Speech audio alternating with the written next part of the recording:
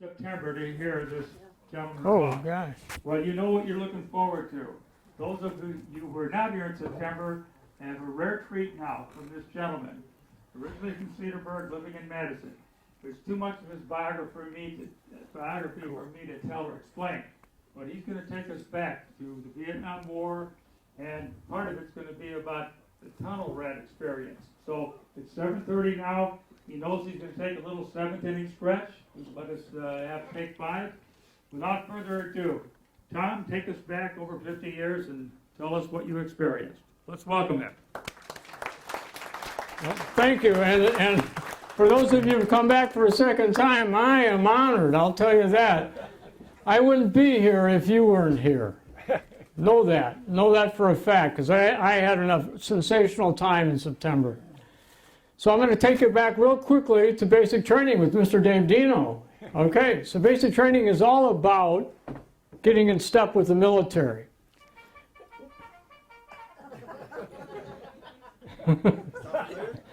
We couldn't quite hear that. Well, here, let's do it again. That's how basic training starts, right? So every day at a major installation.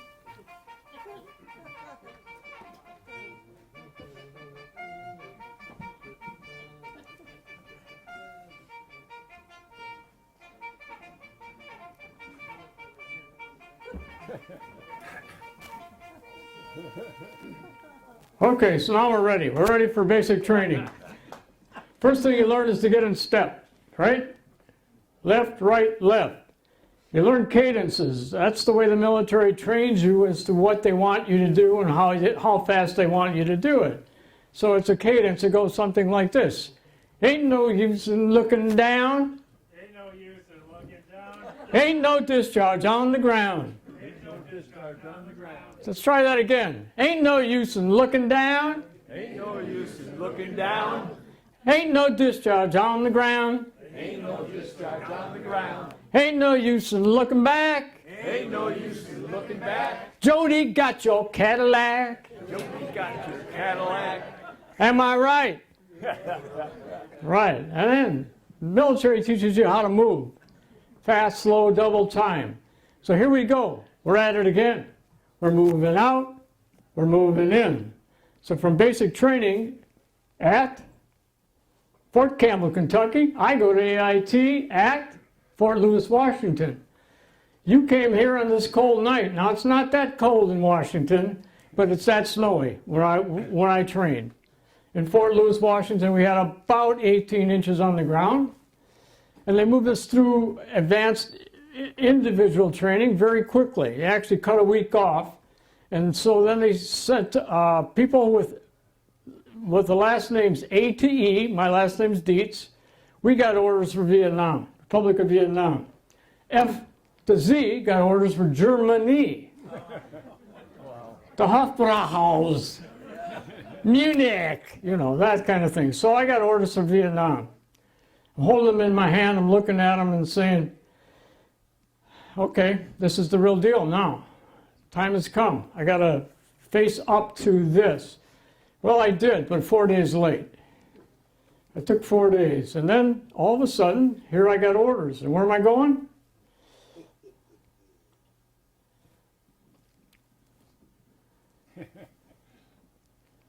So my bags are packed.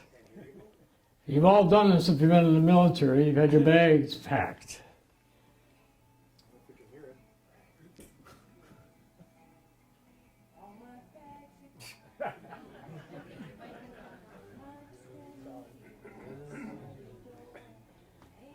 Lonesome eyes. Can we turn it up a little? Give me your mic. There you go.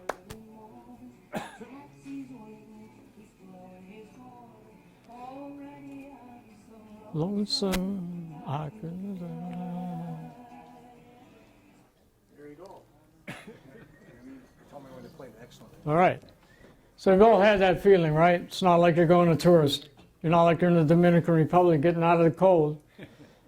You're headed to a place you don't really know anything about, or you don't know if you really want to go. But you're not alone. You're with a group about this size on a plane. And it happens to be Here we go. Whoop. Do we need this? Yeah, I might need You all recognize this.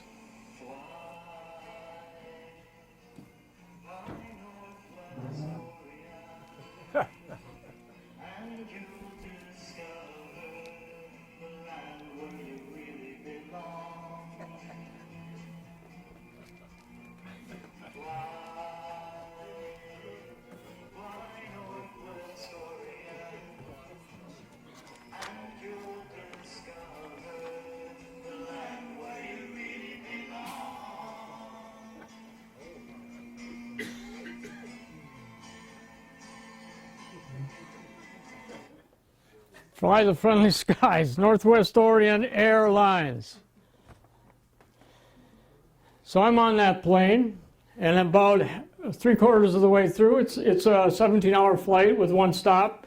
We went from Anchorage across the Pacific, landed in Tokyo. They wouldn't let us off the plane because they knew not all of us would return. They knew that. I mean, that was absolute. So we're on the plane, no air conditioning, we're just waiting around, and so they hand us, this is it, they hand us a little in-flight memo to send home. This is mine. Hi, folks. We're about over Taiwan at the present time, and we'll be landing in Cam Ranh Bay in a few short hours. I boarded the plane at 8 a.m. Saturday, and it is now almost 4 p.m. Sunday in Vietnam. The 13 or so hours difference in time zones accounts for all the missing time. Actually, the whole trip took about 17 hours. I say only, but it really seems like a long time when you're cooped up in a plane with nothing but your own thoughts. It seems that all I've been doing is flying and thinking. Oh well, next stop, Vietnam. We made only one other stop, and then Vietnam. So I'll flip it over. I'm just leaving Cam Ranh Bay for Bien Hoa, near Saigon. Everything is expected, hot, dry, and frightening. I'll send more when I get to where I'm going. So that's the actual way I thought, and that's the actual words I used. And now we're going to take a look at Vietnam what I saw it when I first saw it. Here's the way it looks. First of all, I was in an area of 3 corps. I will show you on the pointer, with the pointer, which is right here. Landed in Cam Ranh Bay, came down to Bien Hoa, picked up by the 90th Replacement Depot, sent me down to the 1st Division headquarters at Xi'an for a week of training, then out to the field. This is at Fort Seminole, or just outside of it. You can see it's rice paddies, you can see it's water, you can see it's the Vietnamese are bent over taking care of the rice crop. And this the first image I have of Vietnam is people working hard, toiling, just trying to make a living, just trying to get by. That's a water buffalo, as you can see, right there. I will tell you a couple things about the water buffalo. They weren't everywhere, but they were plentiful. And if you shot one, it cost you $240. And there were people that were fined for that because it's a big target and they get whatever. It's disgraceful in some ways, but it's also understandable that that's your target is your target.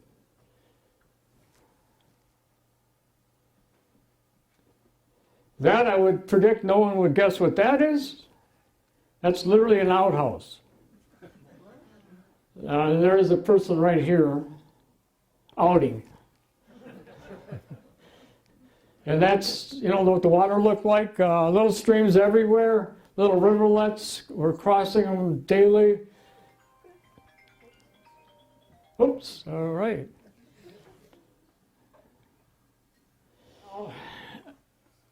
Outside of Fort Seminole, there were 2 villages. One we called Mamazan, and the other one we called Papazan. Mamazan because it was the friendly village, Papazan because it was the unfriendly village. This is a pottery factory. This is what they made their living doing, making these clay pots. This is a little, a little guy. You can just see his look on his face is, what are you guys doing here?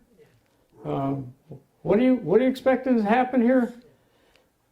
We would go by that village all the time, going past through, around, and always they would come out and say something to us or offer us something, either cigarettes or soda or ice or something. So we were also a mainstay of their economy. So that little factory produced those. We produced way more economy for them than that factory did.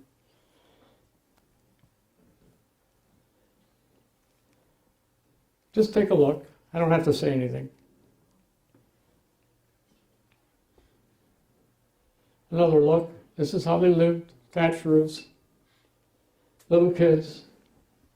One thing I will tell you firsthand, you know, any war you've seen, any war you've been around, any war you think about, it's these guys that pay the penalty. It's these guys that lose their moms and their dads. It's these guys that have no power, zero power, except to say to Americans like me, why are you here? Why are you here? Heard that question 100, 150, 200, 250 times. And you know what? It's hard to explain because nobody explained it to us. And that's the absolute truth. Don't you just fall in love with kids like that? All right, so what you need to know about Vietnam, among other things, it's a Buddhist country. It's not a Christian country. 90% of the people are Buddhist, and they train kids, these are little monks, they train kids in peace. They train kids from little on, you know, to get along with each other, to, you know, admire each other's way of life, to, and that's what you look at and you say, and this is just outside of a place called Tu Duc, where they had this Buddhist little monastery, and right next to it they had the Army of the Republic of Vietnam, our allies, they had their officers' candidate school. So you could pick one or the other, I guess. You could pick either the peaceful route or you could pick the Army candidate school, depending.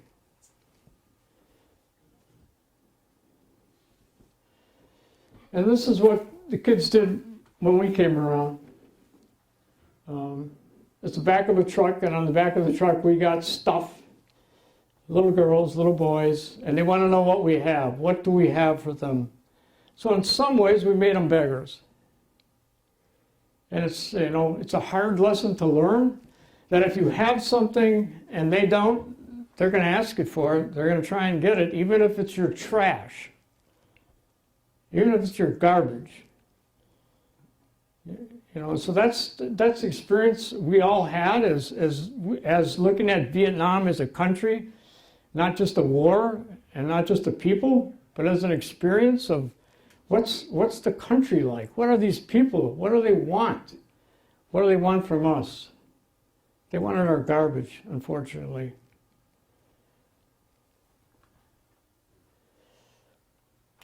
And this is back in the rear. This is my buddy John T. Mack. You'll hear more about him later. This is what we call a houseboy. Every houseboy was called Charlie. That's just the name we use for everybody. You can see what he looks like. He looks like one of us little soldiers. So we would turn these kids that you saw before, if they came to work for us, we would turn them into little soldiers. You know, they would be little toy soldiers, and you could probably go to Walmart and get a toy figurine. That's what the rear looks like, by the way, buildings.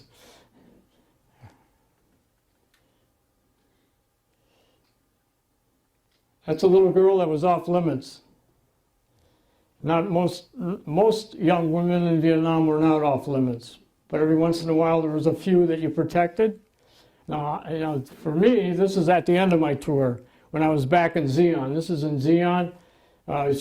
She came into Xi'an or any base camp every day about 0800 hours, and they would leave about 4 o'clock. And their duty was to take care of what we wouldn't take care of. You know, cleaning the floors, they do boots, they do all kinds of things. So they were like, I don't know what you'd call them, servants in some ways? Actually, we call them hooch girls. And she's happy because she's got a pretty good job. She's got a pretty good job. Next.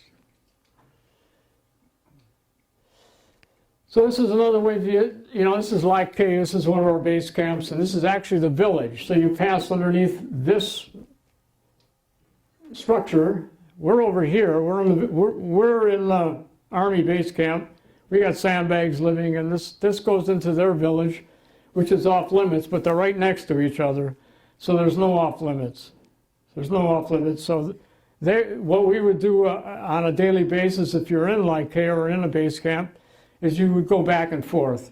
You'd see what you wanted and what you needed, and you'd go there. So it was a fairly nice structure. It was a fairly good way to live in some ways.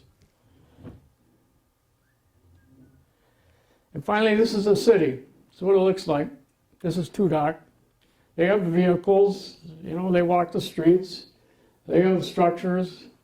And so Vietnam is what I'm explaining to you it was at many levels. It was a city level, a village level, a hamlet level, and just thatched roof level. We ran into that pretty much every day, but I was in the thatched roof part of Vietnam mostly. The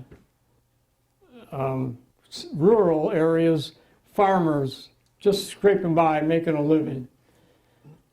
So I hope it gives you just a little picture that when you go to a place like Vietnam or Afghanistan or Iraq or wherever else we've been or we're going to go, there's an adjustment just to seeing the world. You don't see it as a tourist, you see it as it is. You take the blinders off and you say, what's our role here? What are we doing here? And what do these people need from us?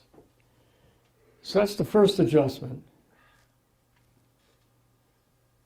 And now, here's another adjustment.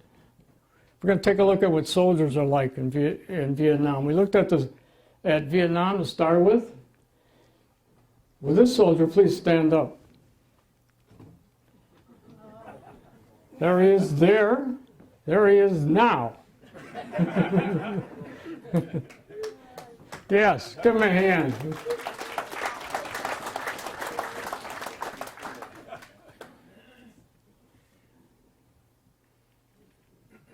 Can you pick out Doug Morrison? Where are the friends of Doug Morrison? Can you find Doug? You're pointing to this guy? How old is he? 22. Doug, 19? 18. 18. Look at that, right? There he is, right there.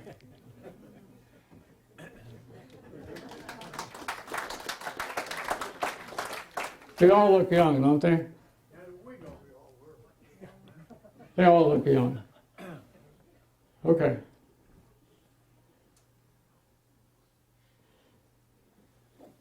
Who's that?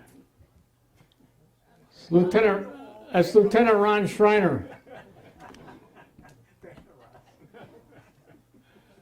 Ron, stand.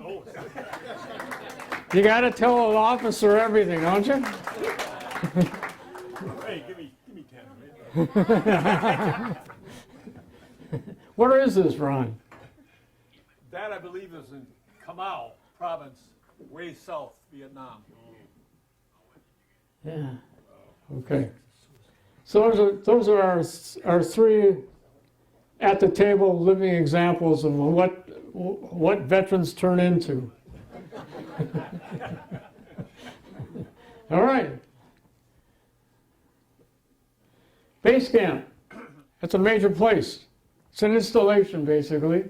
Comes with all that. We built that from scratch. How about that? And that's what it'll look like if you're at a major base camp. A lot of people there, a lot of armament, a lot of helicopters, a lot of structure, a lot of rules. And every rule is broken. Every rule. Because it's war. And, nobody can watch you all the time at all places. But yeah, we made Vietnam into kind of a mini 50th state, 51st state. And they were all over the place. When I was in Vietnam, there were 565,000 of us spread out in a country about the size of New Jersey. So there were a lot of us. But almost all of them, or most of them, are right here, which is the Saigon area. The reason being, Saigon was the target, always. That's what the North is going to take. That's what the Viet Cong built their tunnels for, to get to Saigon, to make it Ho Chi Minh City, and to live happily ever after. So I was in this area, and we knew it. We knew that we were the blocking force. We were the recon force. We were the people trying to stop the advance that happened in 73 to 75. And even these fortresses we built didn't stop them.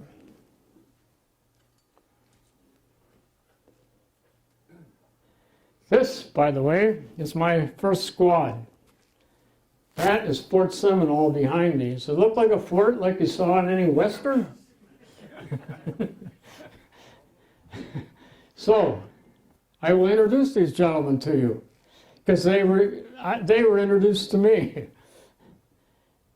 This guy I came in country with, and his name will become very familiar with you later in the show, or whatever this is. That's Staff Sergeant August Emanuel from Long Island, New York. Dropped out of college, went to NCO school, Fort Benning, Georgia, came in the same exact minute I did, was a top-notch human being, a very good soldier. This is Ronald Scharf, also from New York, but up north, up in the Albany area. This guy was my actual first squad leader till he became my squad leader, and that was after one day. After one day, they traded places. This guy could read a map underwater. You wanted him with you. He knew where we were at when no one else knew where we were at. He could read a map backwards. I mean, he just was just uncanny. And so he's one of those guys that's invaluable. That is me, with a mustache. That's Steve Levine, also known as the Worm. And he loved that name. He loved it. But I'll tell you what, he had the sharpest eyes in the unit. He could see an enemy soldier 10 clicks away. I mean, he just knew it. He's also the only Jewish member of our outfit, and he took every Jewish holiday off. You can't see it, but he's wearing a Star of David. This is Dan McDivitt. He walked second to me when I walked point. He was originally from Sharpsburg, Pennsylvania. He moved to San Jose, California. And he went into 11 Charlies shortly after all that. This is Larry Kupik from Oklahoma. You'll meet Larry a little later also. Larry's claim to fame was, he was a very good soldier, by the way, but his claim to fame was he got a note from his mother saying, "Your brother's shacking with your wife." All right, how is that going to sit? And I'll tell you what he said, and he said it out loud. "They better hope I get killed over here." So he's carrying that. So everybody's carrying something, right? He's carrying the map. He's carrying a broken heart. This is the guy, this is Larry Canal. You can't really see him. He's missing these teeth right here. He's from Kentucky. He had 2 common law wives. 2. And this is a small little unit, and now multiply it out. So everybody's got a story. Everybody. I learned most of them, but most of them are also well hidden, just like with you guys here. As well as I know some people here, I don't know some people here. And that's just the way it is. So anybody of you could come up here and tell their story, not these guys, but your own. And you know that. So part of what you're doing in a place like Vietnam or in this meeting is finding your own identity. Who are you? What did you bring over here with you? Who are these people? What's Vietnam? What's that all about? And you'd think it'd be simple answers that people would just fall in place. It's like, I'm reading the book and I get it. You know, which never has, Wayne Pipcorn would say, if it's a geometry book, you ain't getting it, you know. Wayne tutored me in every math class. True or false? Yeah. I'd say, Wayne, move your paper a little this way. That's the tutoring.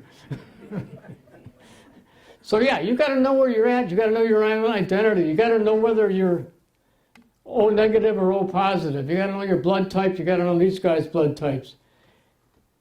What's their blood type? What is it? Red. Who said it? There's a star back there. All right, that's my squad. You know, not mine. It's his squad. I'm a part of it.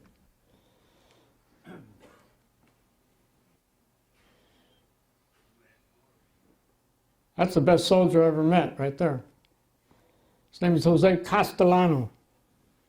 He's from Brownsville, Texas. At least he says he is. We don't really know which side of the border he came from. You gonna mess with him? This is a guy that he cleaned that weapon 3 times a day, and I carried ammo for him on a couple, you know, for about 2 weeks, and he just kicked my ever-loving you know what. He was absolutely the best soldier in the unit, and he didn't love it, he didn't need it, he just did it. And I'll tell you another story, very quickly about Jose. Jose is the bravest thing I've ever seen. And we're going to talk about going down tunnels and how that's got a little bit of niche to it too. We were in base camp and we were in Zion, and there was a problem between the supplies guys and our guys. Something going on, don't know what it was. Guy from supply comes in and he's raising holy hell. Can I say that, Ken? Can I use that? You told me not to clean my language up, but okay, he said hell is okay. Because there's a heaven. Right? Okay. So there's a problem, and it's not on the slides you've seen so far. You'll meet him, our staff sergeant in charge, and we almost always had staff sergeants in charge, by the way. He tells this guy to get out of here, you know, out of where our area is, and the guy gives him all kinds of grief, and they go to it, and my staff sergeant, Tom Davies, who knocked him down.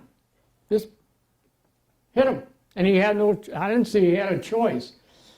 So the guy goes back to supply, and supply has the keys, and the keys go to the weapons, and he goes and gets an M16. And he comes back. This is our own guy.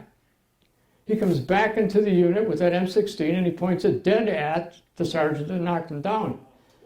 Jose Castellano stood up, walked at him, kill me first. You shoot me first. And the guy said, no, you're not my enemy.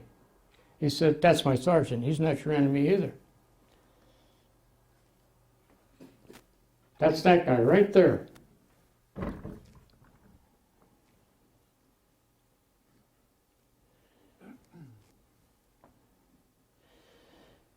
That's just what it looks like, what you're doing. This is plowing through the jungle. Want to do that 8 hours a day, 10 hours a day?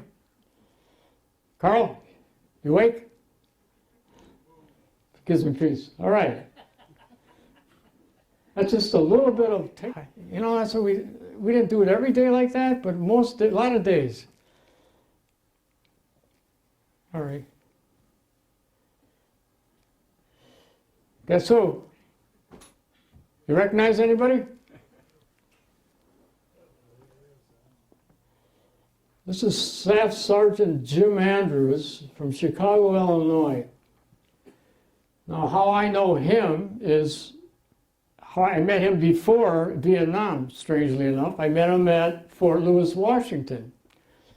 We're on an escape and evasion that starts at like 11 o'clock at night, so they drop us off the back of a truck, and we got to get to a certain point, or else we're captured, and then they beat us up or whatever they're going to do. And so I think this through, and I say, well, I'm just going to get back on the truck. Truck drops us off, I jump back on, I'm the first one there. And he says, and he's handing out Budweisers. And I say, can I have 2? He said, yeah, you're the first one back, you get 2. So I knew him, I knew him from that. He was in a different platoon, but we crossed paths quite a bit. And he's in the unit. How can that be? So he wasn't scared, was he? He wasn't like me, intimidated. He wasn't. So the first day he's out in the field, he goes with an M16, one magazine in the chamber and no other ones. He doesn't carry a single round with him. And everybody looks at him and says, Andy, did you forget something? Like ammunition? And so those things happen. You just kind of don't put it all together. It takes a little bit to get it together. But I'll tell you what, one heck of a human being. He's now in Montana, if he's still with us, I think he is.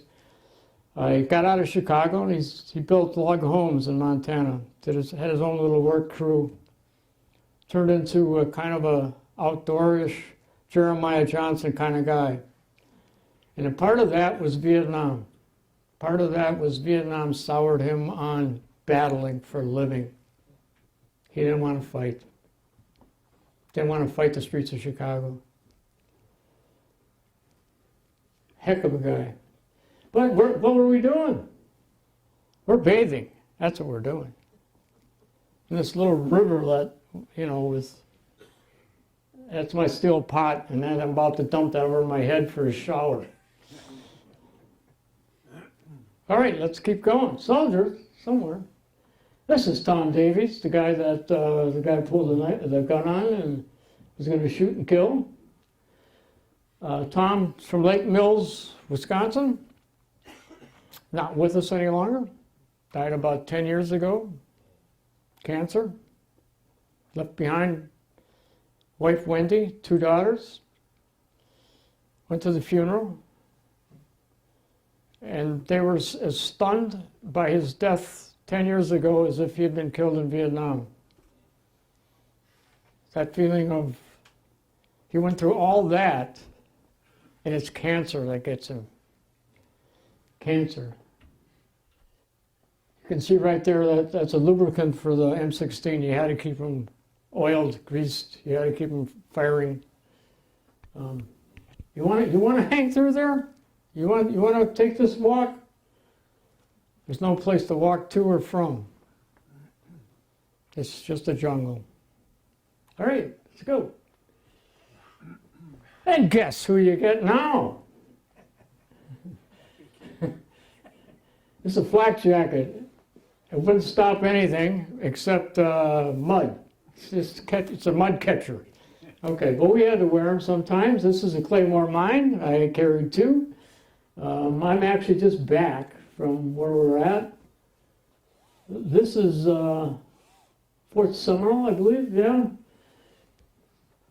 And Vietnam, 6 months of the year is just mud, just muck, just jungle. It's just trench foot. It's just like almost hard to imagine how bad your feet itch and swell. I'm not too out of it. Okay, that's me right there.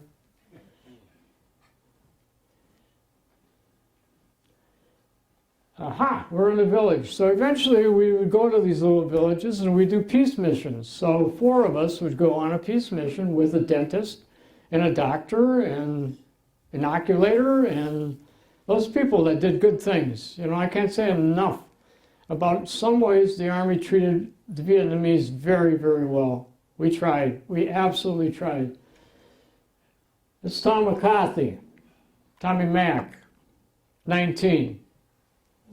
He's 18, this kid's 19. He's from Boston. He's got the attitude of a Bostonian, I'm telling you.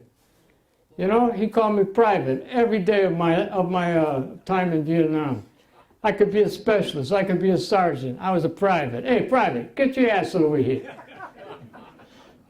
Funny guy, good guy. All right.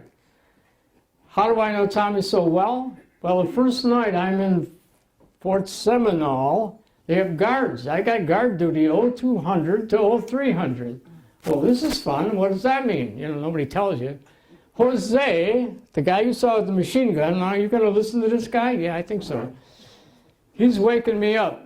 He tells me, you know, I better be able to find your ass. Okay, I got it. You're going to find me. But I got to find him. I don't know where he sleeps. All right, so 0200 hours, 0300 hours, you're at radio watch. You go down the tower, up the tower, you go down the tower. You got to ask, where's McCarthy? Well, he sleeps over there, and I put you over there, and it's dark, and you're stumbling around. And so I grab his boot, and I wake him, and I say, Tom, you got tower guard, man, tower guard. Yeah, I'll be right with you, Private, be right with you. I go back up the tower, he doesn't show up. It's now 3:30 in the morning, 03:30. I go back down the tower. Now I got radio watch and I got a starlight scope and I'm protecting, 100 men. And what the heck is this? Tom, come on, man. You've got radio watch. I'll be right with you, man. Don't worry about it. Don't worry about it. So I got to pull his guard duty because he's not getting up. He's not. This is McCarthy, I guess. I don't know. Eventually, about 15 minutes after my second hour, he does show up. It's good, because I have no idea who the next guy would be. So the next day, McCarthy and I are playing, there's a basketball hoop. And we're playing. And I'm mad. I'm still fuming from being left out to hang to dry. And so McCarthy and I just absolutely almost end up mud wrestling. But eventually he said to me, you ain't bad for a little guy. That kind of thing. You passed by, you okay, you're okay. And we became friends. So Tom and I pulled the first 2 shifts of guard duty most nights that we were out together. It would be my hour and then his hour, and we'd do it together because he owed me an hour. He owed me an hour. And I think one of the things in life, when you see all this that's going on behind me, and you see the people at my table, and you see Russ, and you see Nancy, and you see the Pipcorns, and you see Ken, and you see Paul, and you see whoever it is. In some ways, either they owe you or you owe them. And that's the way life is. There are people you owe, and you know who they are. And there are people that owe you, and you know who they are, because you're good debt collectors. The difference is, in Vietnam, we all owed everybody. Understand that. Everybody in my unit, I owed something to. And they owed something to me. And that's what a soldier is. A soldier is not, I take it and drop it and pick it up later. It's not that you don't matter. I don't care what your color is. I don't care if you're from Brownsville, Texas. That doesn't matter. It matters if you stand up in that unit and do what you're told, do what you're at. So McCarthy never did that again.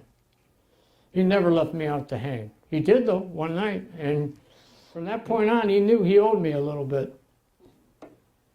And these kids, that's me way over there, looking like I'm forlorn, which I probably was. So McCarthy also had a way with kids. You can see that. Who are they clinging to? And every unit has those people. Every family has those people that somebody clings to, the Tom McCarthys of the world. Because there's something about them that's childlike.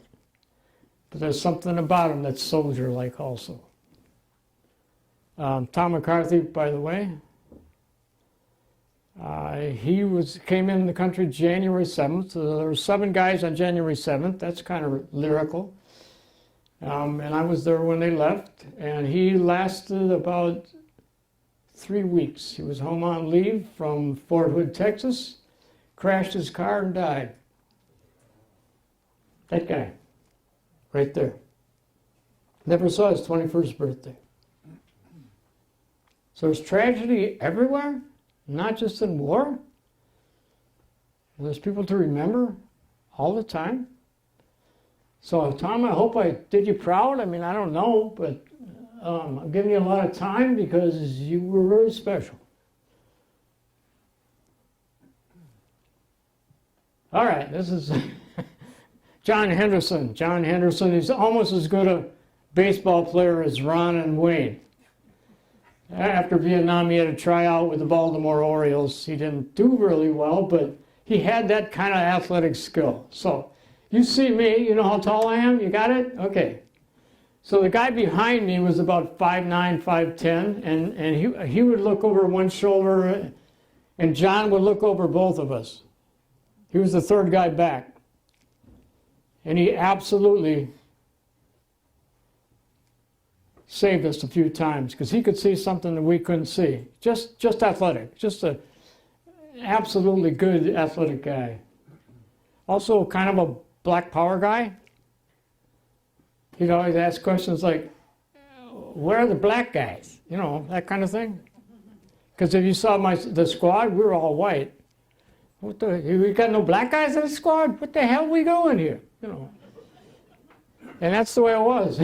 There was a black-white thing, and it really was. There was Hispanics also a little bit, but for sure he pointed it out. I mean, we went to the USO club one time, and it's all young white girls, you know, waiting on us, and he says, "Any sisters do this? You know, any sisters at all? Come on, you know, got to have one, you know." So he wouldn't let it go. And the answer was no. And they said, well, maybe somewhere else, but not here, you know. So it's like, you did want to have your own kind somewhere in the world, you know. Okay, we're going to move this because I got to get to the John T. Mack. John T. Mack, I showed this slide to kids in Milwaukee, Wisconsin, Ben Franklin Middle School when I came home. And they said, oh, that's a black man. That is a strong, don't mess with me, but the kindest guy on the block. But you want him on your side at all times. John T. Mack, he ended up in Okinawa. Somebody else went to Okinawa. Who was that? Somebody in this group. I don't know. Somebody. Anyway, he got shifted to Okinawa because he had a brother that came in, and that's the way it worked. If you had enough brothers, you could leave. I didn't have any brothers. So I had to stay all the time. So there's guys that moved out because their brother came. This is a guy from Arkansas. I mean, family's farmers. Just a kind guy. But again, you want him on your side. You want to know who he is. Just more of the terrain, just what we walked through, what we did. We bombed everything, blew it up if we could.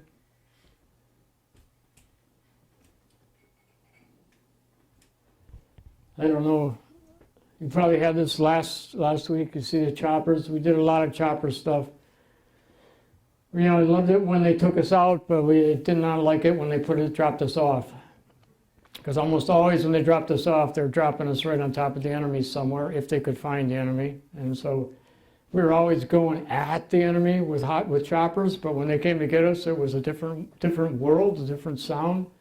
I have nothing but absolute admiration. Now, you don't get to know those soldiers, you don't know warrant officers, you don't get to do anything but nod kind of thing and follow their instructions, but I'll tell you what, those are some of the bravest of the brave. Those guys would fly those choppers into anything. And that's radio. We're calling them in right there. I think they're calling them to pick us up. But that's the grass, by the way. How high is that grass, you know? About 10 feet, okay.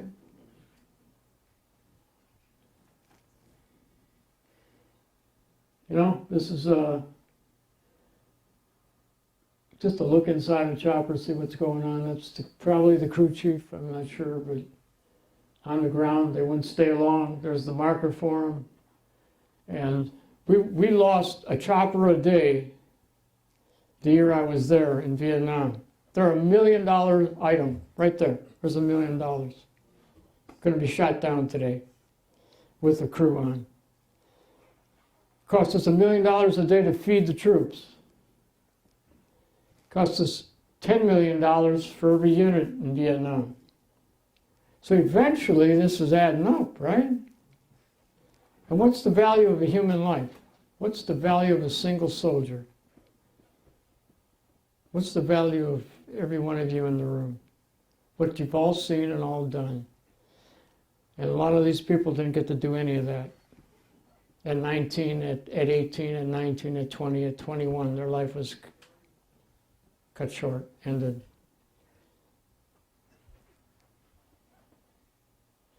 Ah, we're back to my crew. All right, this is the Greek. He doesn't look like a Greek, and he's not a Greek, but he was the Greek. Dimitri, Dan McDivitt, Larry Kupik again, Ron Strickland. These are the mortar guys eventually, and they're out in the field with us for about the only time I can remember. But we lived in tents. But you'll also notice they don't wear shirts, right? The mosquitoes are terrible, but the heat is... Ron, how hot was it when you arrived in Vietnam? 111. Did you hear that? 111. Okay. How hot is it out there today? Oh, about 111 degrees colder, right? All right, so it's incredibly hot, isn't it, Ron? You bet. Yeah, and if you didn't have to wear a shirt, you didn't, and that kind of surprised me a little bit, like, you know. There you can see he's got a cross on. Everybody wore something. Everybody had something around their neck, some kind of amulet, something propel them forward. Just even a little cross would make them a day a little better, because you had a feeling somebody's looking out after you. Somebody cares. You know your family cares, and you know we all care, but you really want something with a little higher power, something a little closer, something around your neck to guide your day, to carry you home. All right, I'm going to get to this. Yeah, Tom. Yep. Time is starting to run away. I got it. Wait, listen to me. You're 45 minutes into it, so how soon before our break time? About 5 minutes. Okay. Yep. Larry Kupik taking a bath. All right, here we go. Oh, well, this is it. Ken, your prayers are answered.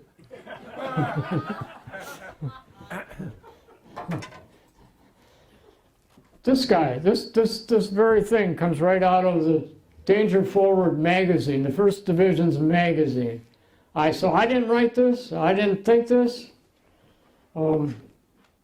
That's his picture, right? You see him? That's a soldier. That's what a soldier looks like.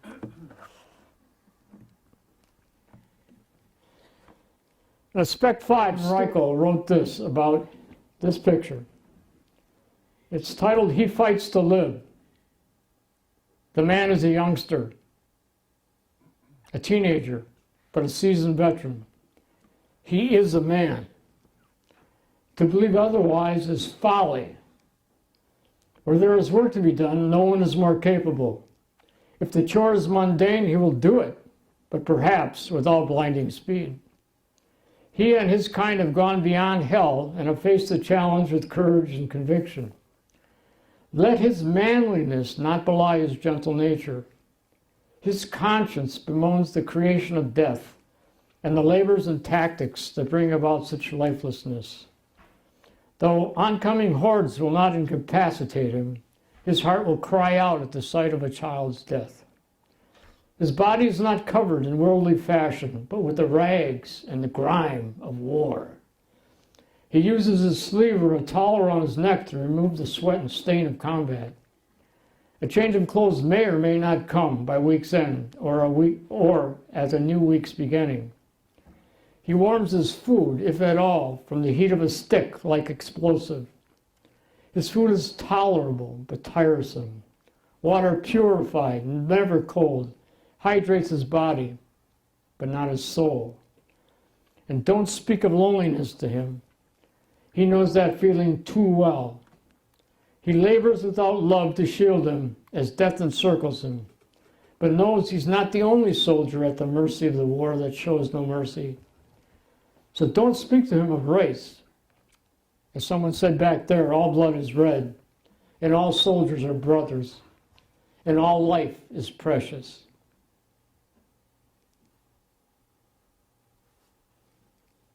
Take 5. 5, 7th inning stretch. Jeez. I feel like I'm in a lineup. I don't know. All right, we're going to take a little trip.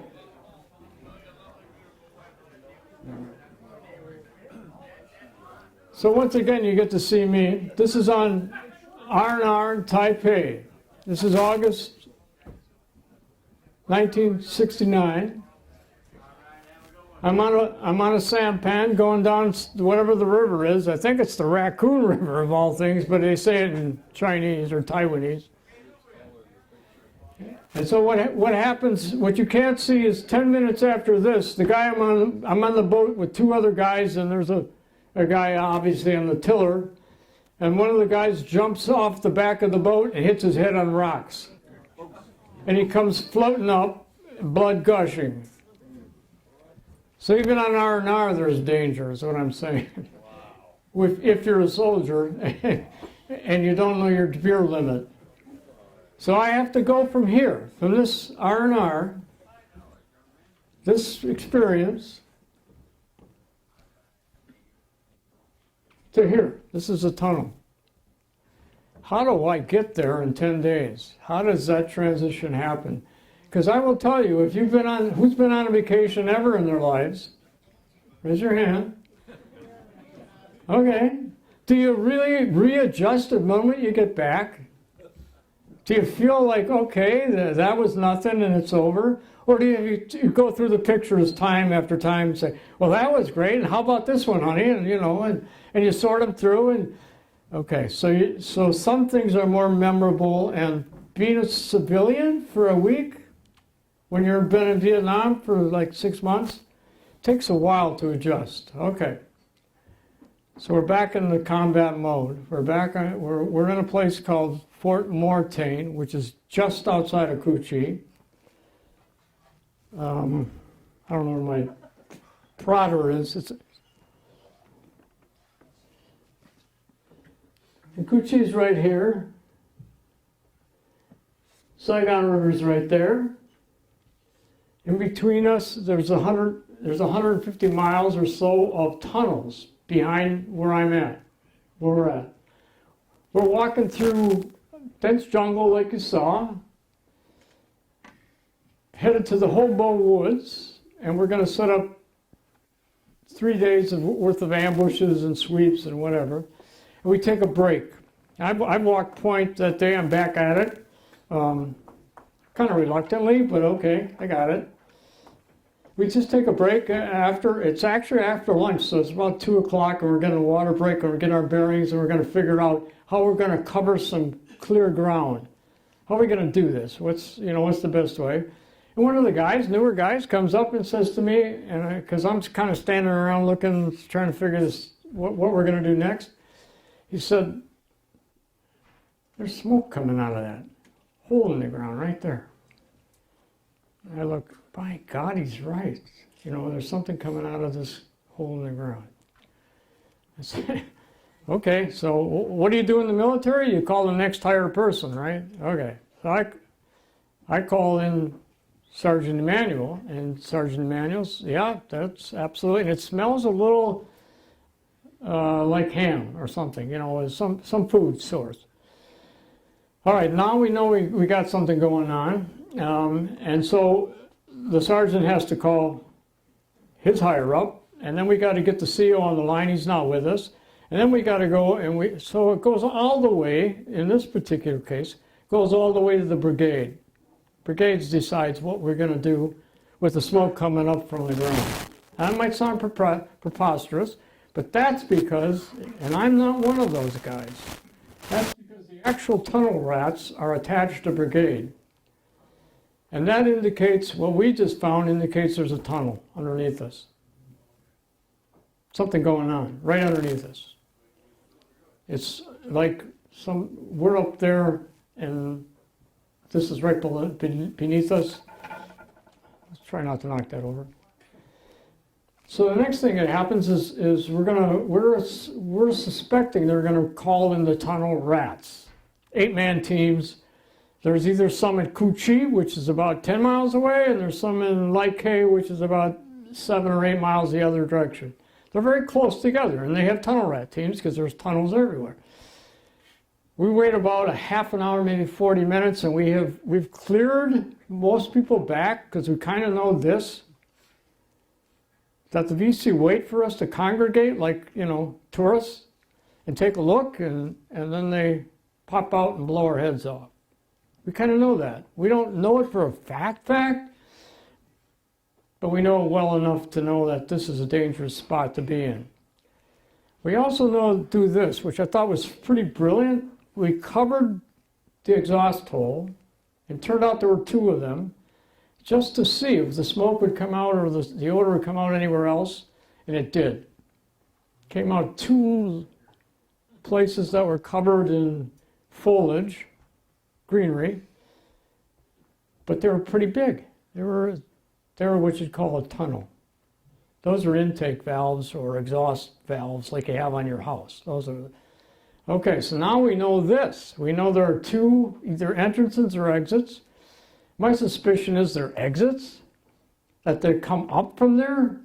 They don't go down there. I just thought that was true. It just looked like that's the way it would be. And the tunnel rats can't come. Okay, now what? So we're on the ground and we get a major that pops in. How does he get there? That guy flew him right in. Right. I mean, okay, they fly in a major, and the major takes a look and says, and he asks, are there any volunteers? All right, where are the volunteers? I see a hand back there. Okay, anybody else? Anybody else want to leave topside and go underside? Okay, in my unit, 2 people say, yeah, we'll do it. I am not one of those 2.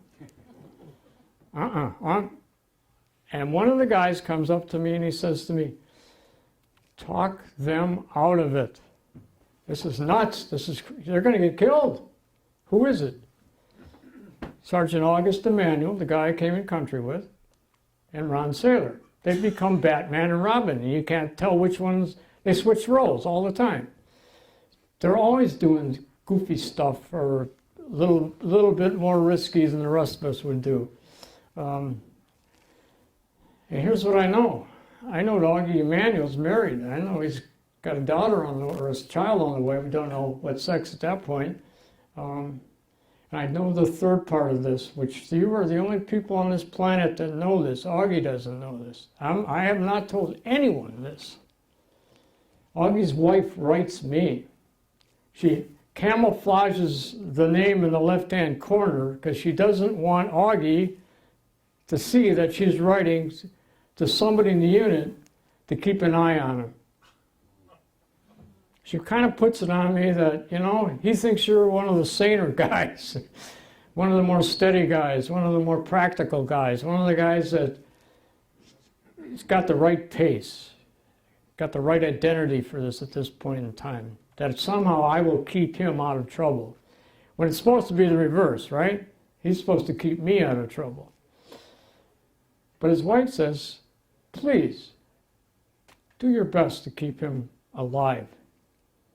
We got a baby on the way. Okay. So those 2 guys are going to go down. One part of the exhaust, not the little intake, but the other part we found. And just before they're going to go, now the major drops off 2 45s because there's 2 guys going to go. And Augie comes to me and says, how about going down the other side of the tunnel, other side? Because he knows, he's smart enough to figure it out, that if you go down one side and they're on the other side, what's going to happen? You're dead. These are dead men. And he also knows this, and I know this. This is their territory, not ours. They control this. What do you think the rates of living are for 3 knuckleheads who don't really know what they're doing and don't know what's really below them? What are our chances of surviving this? What do you think? They're not slim and none, but I wouldn't give us a a great chance, right? 30% maybe? Well, the actual odds are either 0 or 100, I think.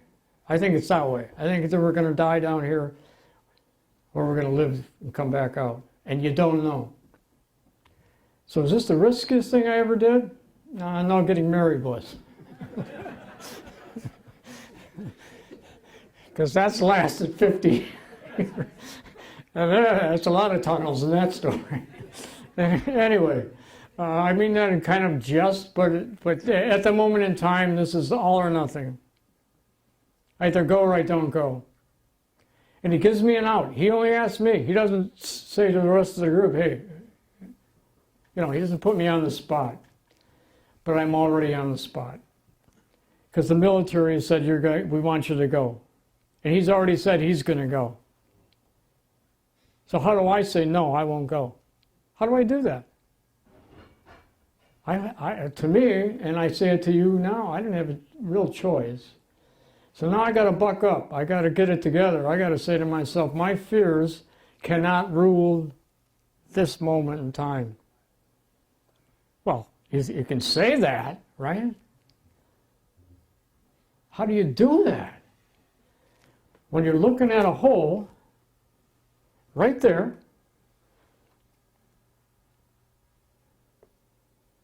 and you're either going to swan dive in,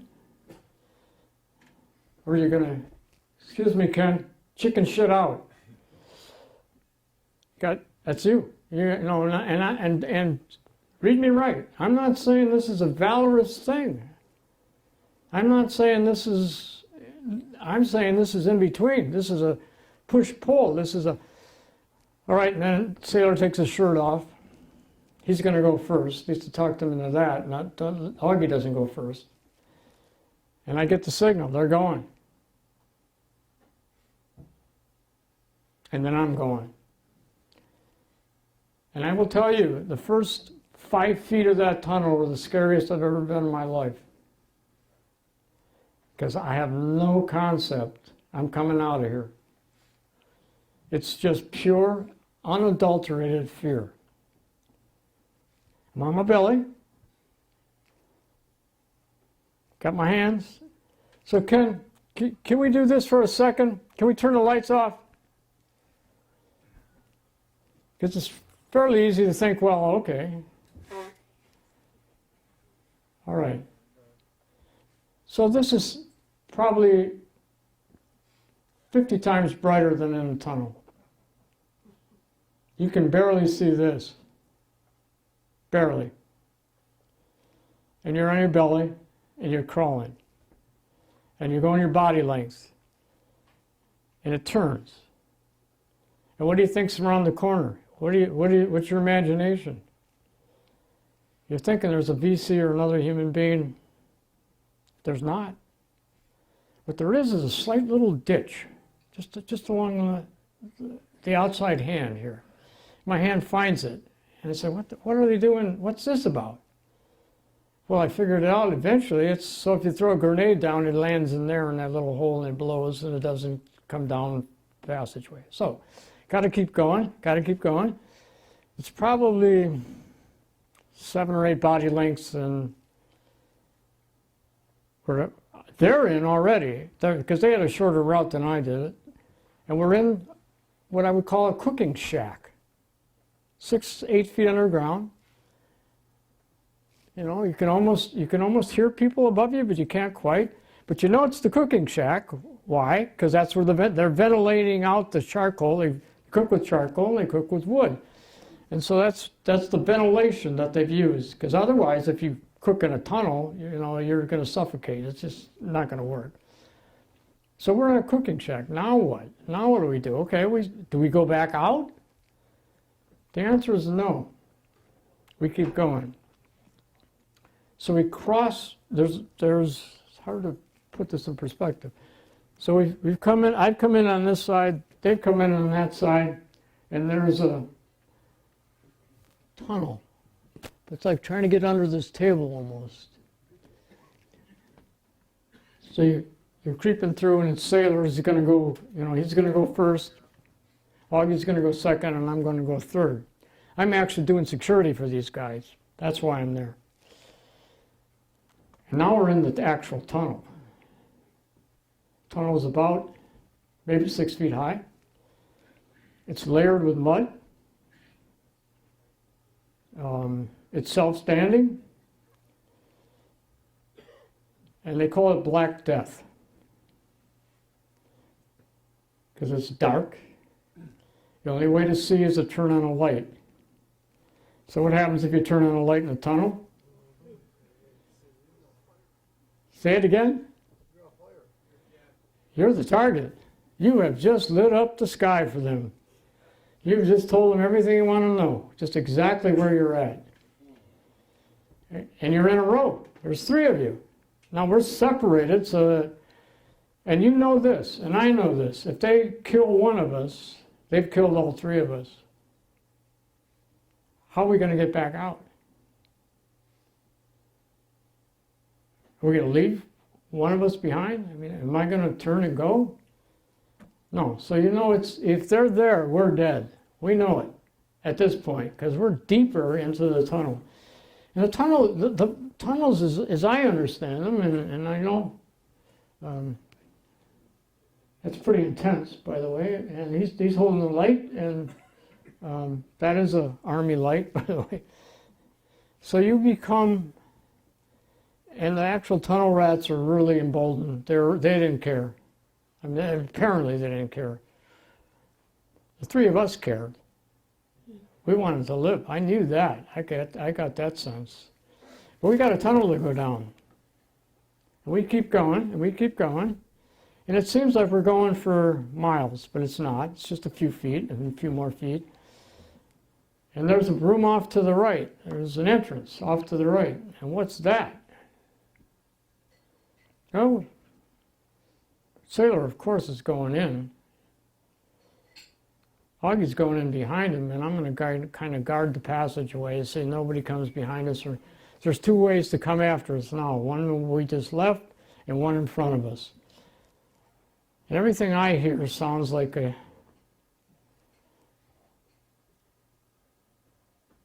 human being. Sounds like somebody's got a beat on us that we're about to die. Doesn't happen. And this is their eating area. This is where they eat and they meet. And it's low underground. It's not 8 feet underground. So this is the way they set things up. If you're there to eat, and you might be going back like we did, go out of the tunnel towards Hobo Woods or towards the Saigon River and get resupplied, this is their quick exit.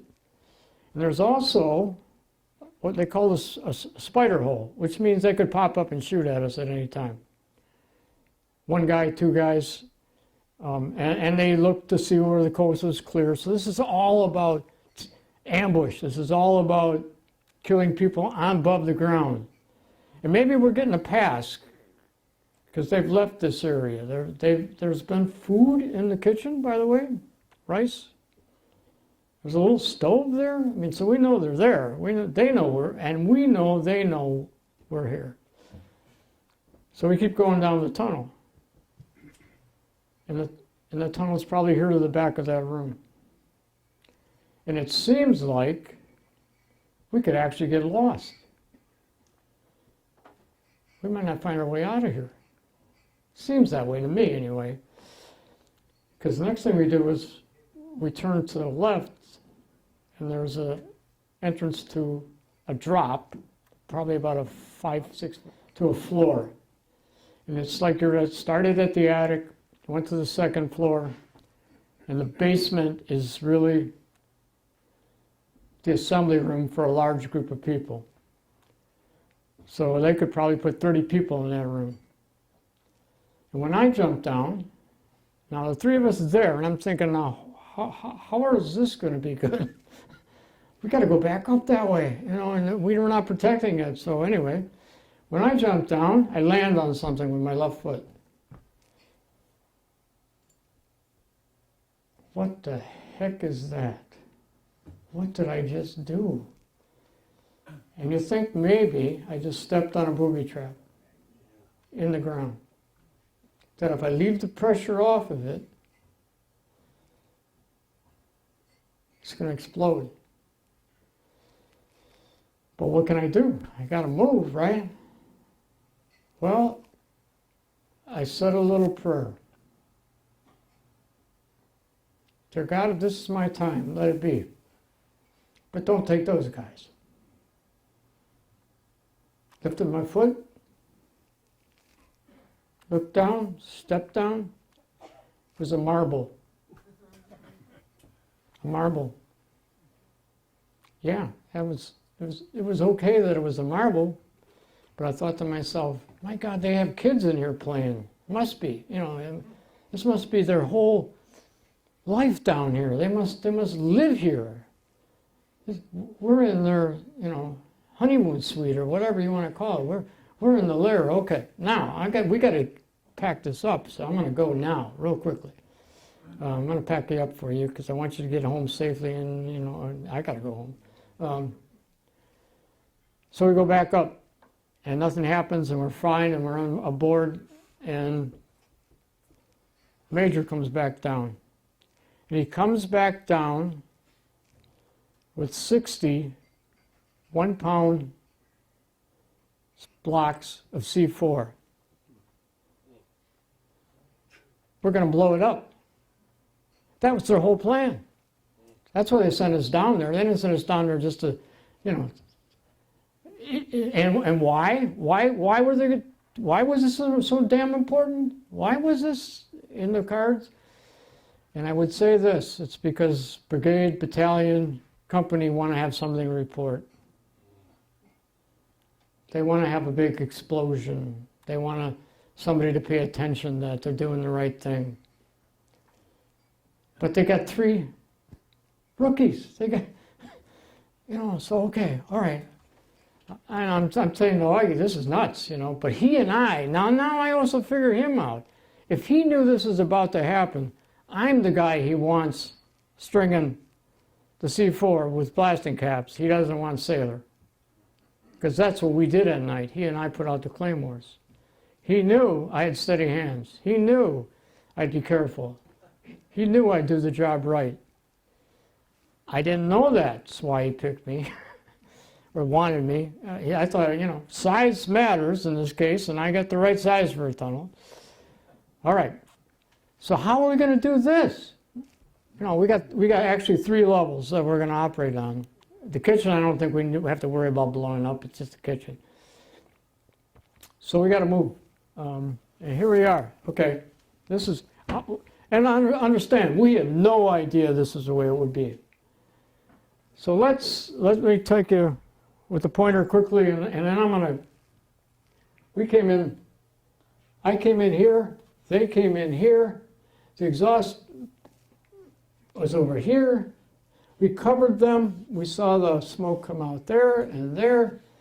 We went down in, went down through this. It looks like it's a trap door, but it really was just open. So, and that's about 4 feet or so. And then you come back through here. Had no idea we went over a well or a water table that was 50 feet deep. No idea. Went up here, and this is an echo chamber, actually, where they can hear us. But here's where they ate and met. And we went down through here to the sleeping chamber. So we got to wire at least this, across here, through here. I would report to you that's impossible, even with 60 sticks of C4. So we're not going to worry about that. We're going through here, we're through here. We start here. Run a wire, blasting cap, wire, C4. No, here, C4. Again, we don't know what that is. C4 there. And we come out this one because it's actually bigger than the one I came through, which was here. This is much wider and out. We hook it up, you know, to, we have a demo man, and he's got a place for a charger, you know, he's going to set the electric current through it. Because C4, by the way, you can burn it and it won't do anything. It has to have an electric charge. And the actual name of it is longer than this. You know, it's the name that, is there a chemist in the house? You know, it's tried this and whatever. It's an amazing thing because what it does is if you don't have propellants, and we didn't have propellants, it just takes the oxygen out and creates a suction and drops things. Okay. So we're out, and I'll tell you what, the breath of fresh air was like nothing I've ever experienced. It was like, oh my goodness gracious, this is life. I don't need anything more in my whole life, just that breath of fresh air. That was it. That's all I needed. But the explosion didn't go off. Nothing happened. And what does the Army tell you to do when nothing happens? Go back. You must have messed it up. You know, like we were not capable human beings. We screwed this up. Okay. I say no. They should go back. And Augie says, let's go. You know, all right. Oh, I'll tell you what. We came through here. We got through here. Here's where the charge was. Gone. Every stick of C4 was gone. So the only reason they didn't kill us is they knew we were going to bring them a present. Or they figured it out, or they thought the way battalion and brigade thought. All right, so now we go back out. And do you think we got any pat on the back? Glad you're alive? No, what we got is, okay, gentlemen, time to move out. We just walked away. We didn't throw grenades down. We didn't do anything. We marked it for the, you know, the real tunnel rats. And so the experience was one tunnel with a complex 3 times. I sincerely recommend you don't ever do it. And it was for what? It seemed like it was, and it, in some ways that summarizes Vietnam in a way. We had all the might and all the explosion and all the power. And they took it from us. They took it from us. I think we got to wrap this up. What do you think, Ken?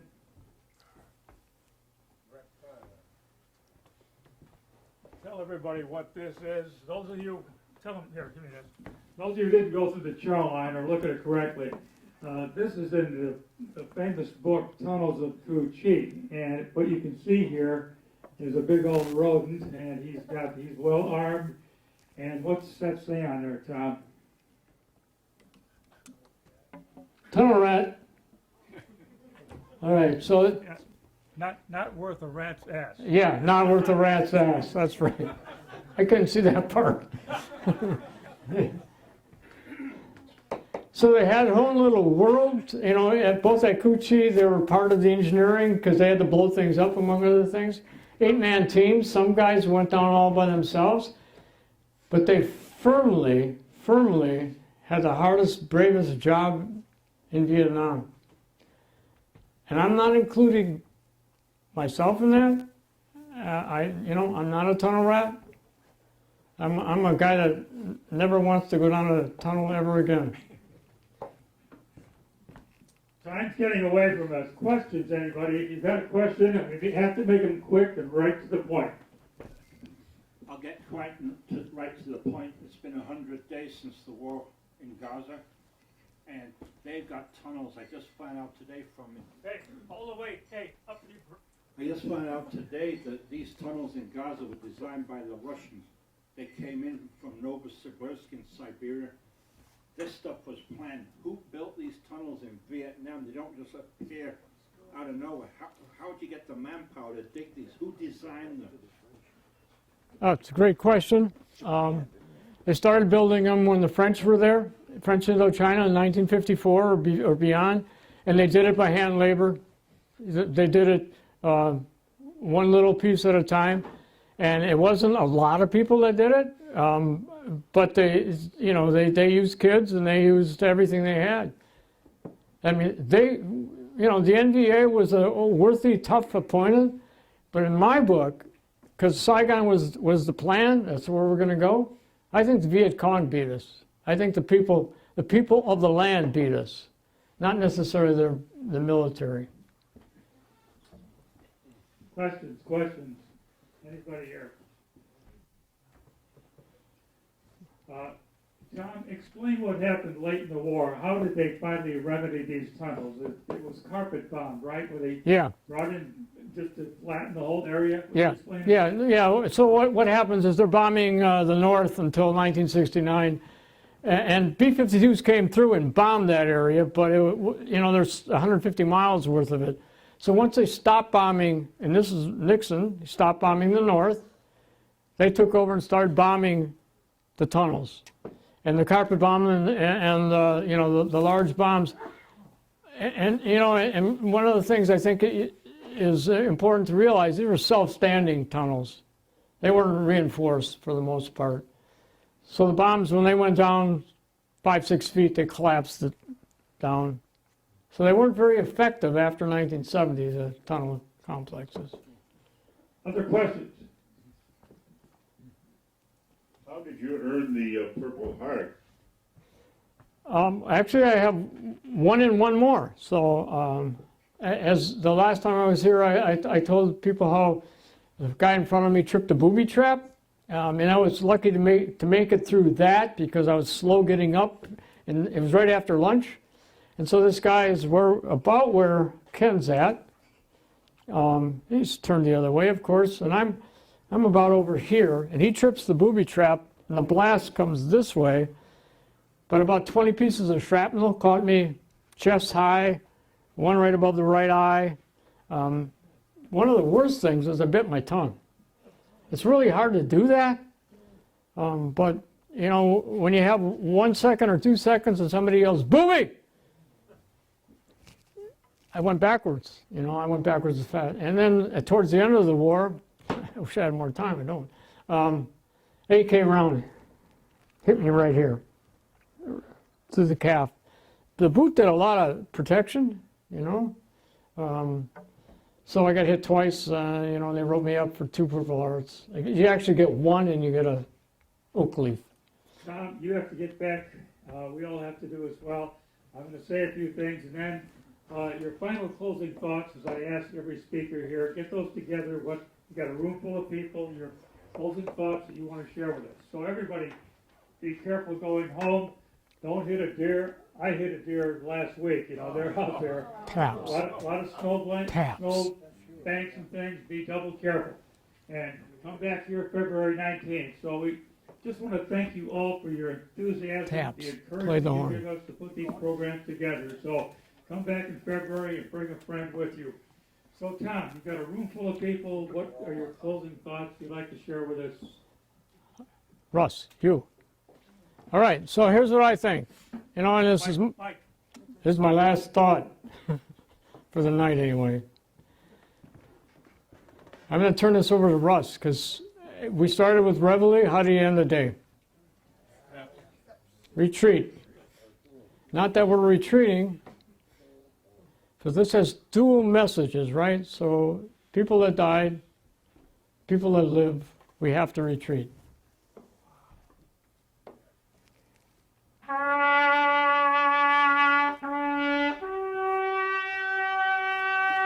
And I would stand.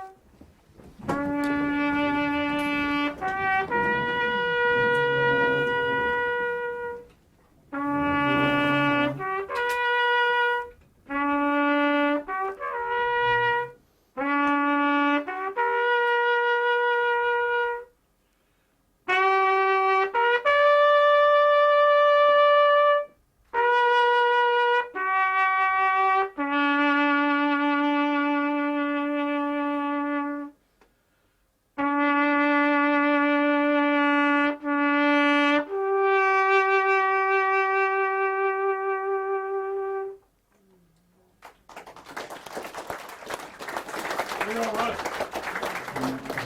Very nicely done.